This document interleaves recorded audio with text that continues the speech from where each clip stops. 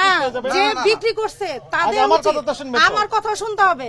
আপনাদের কথা আমরা অনেক শুনছি, অনেক শুনছি, আপনাদের অনেক শুনছি। আমি বাটার জুতা প্রথম দিন কিনে পরের দিন ছিঁড়ে তাহলে সেগুলো তো যাবেন না। এটা তো আমরা সেবামূলক একটা প্রতিষ্ঠান, সেবামূলক। আমাদের প্রতি মাসে 2 থেকে 3 লক্ষ টাকা লস হয়, তারপর আমরা সেবা, তাহলে আমাদের তো লাভ নাই। আপনি বিদ্যুৎ বিল আসে 60,000। জিনিসটা আমি আপনাকে বলি, আপনি যদি এই জিনিসটা কিনতে আসতেন, যে আপনি অন দা রেকর্ড আপনি একজনকে পাঠান যে জিনিসটা কিনতে আসলে আমি কত টাকা বিক্রি করি।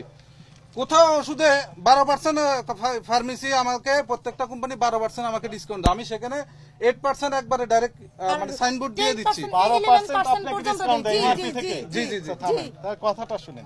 বলেন কথা। আপনি বসেন, আমাদেরও কথা আছে, আমাদের কথা। বসেন শুনেন। ম্যাডাম আপনার নাম কি? আমার নাম হচ্ছে রিয়া। আপনি কোথায় প্র্যাকটিস করেন? মোহাম্মদ হাইকোর্টে প্র্যাকটিস করেন। এটা আপনি বিক্রি করেন কোন আইন বলে নিষিদ্ধ? এটা বিক্রি করতে পারেন? এই যে মাওলা ট্রেডার্সের, মাওলা ট্রেডার্স না, আপনি নিষিদ্ধ পণ্য বিক্রি করতেছেন কেন? এগুলো আমরা রাখবো না, লিখিত আছে আমার কাছে।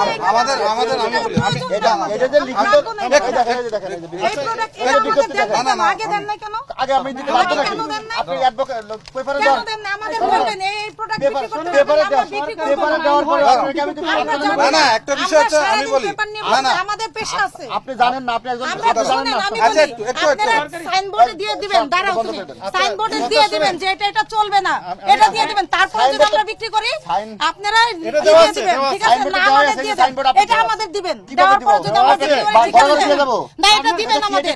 আমি বলি শুনেন, কোন জিনিস চলবে না কোনটা চলবে এটা আমাদের দিয়ে দিবেন। দেওয়ার পর যদি আমরা সেল করি এটা আগে পড়তে হবে। জি না, আপনি হঠাৎ করে আমি নতুন দোকান দিছি, নতুন আপনি আইন না জেনে দোকান দিবেন কেন? আমি নতুন দোকান দিছি, আইন না জেনে রাস্তা চলে কাছে মামলা হবে না? আইন জেনে দিছি আমি, যেটা লাগে সিটি কর্পোরেশন থেকে অনুমোদন, যেখান থেকে অনুমোদন সব রাখছি। আমাদের এটা হলো সেবামূলক, আমাদের ইনকামের জন্য না। শুনেন, সেবামূলক করছেন না, সেবামূলক করছেন। 12% যেখানে আমরা আপনি 8% না, আপনি 14% লস দিবেন। আমাদের আমরা করব না, আমরা সেল বন্ধ করে দেব।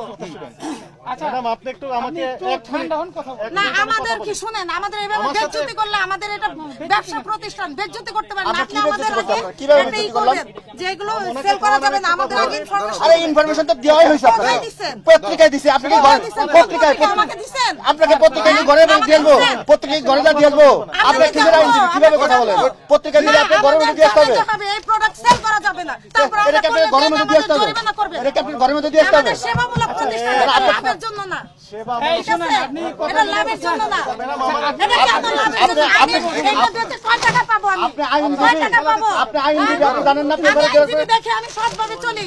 আপনি আইনজীবী, আপনি জানেন আমি না কিভাবে কখনো ওয়াকিল থেকে 10 টাকা আগে নিই না, জামিনের পরে টাকা নিই। একটু করে সেবামূলক প্রতিষ্ঠান সবই এটা সেবামূলক। ওই সিজ করেন, সাইন করেন, আপনি করেন, এরাও সিজ করেন, সিজ করেন, করেন। আপনি যত টাকা জরিমানা করেন, এই দুনিয়ার আখেরও আছে, বুঝছেন? এই দুনিয়ার জন্য না। এই শুনেন, আমি একটা কথা বলি। আগে দিবেন, এগুলো চলবে না। শুনেন, আপনারা আমাদের বক্তব্য শুনেন। আমাদের বক্তব্য হচ্ছে যে নিষিদ্ধ, আমরা যদি সেল করি তারপর বিদেশি আপনারা প্রোডাক্ট, এই শুনেন, আপনি তো জানেন এই প্রতিষ্ঠান থাকবে এবং উনি ডিক্লারেশন দিবে কত দাম। কিভাবে আমরা আমার কথা বুঝেছেন কি? আপনাদের আচ্ছা, এই যে আমদানিকারকে সিল করে গেলে বিক্রি করা হবে তো না? এই প্রোডাক্টের গায়ে লেখা আছে কোন প্রোডাক্টের গায়ে কি লেখা আছে? এমআরপি তো আছে। আবার কোথায় আছে? এরা কত দিয়ে বিক্রি করছেন? আপনি নিজে লিখতে পারেন। আপনি 10টা প্রোডাক্ট না, একটা প্রোডাক্ট না পাইলে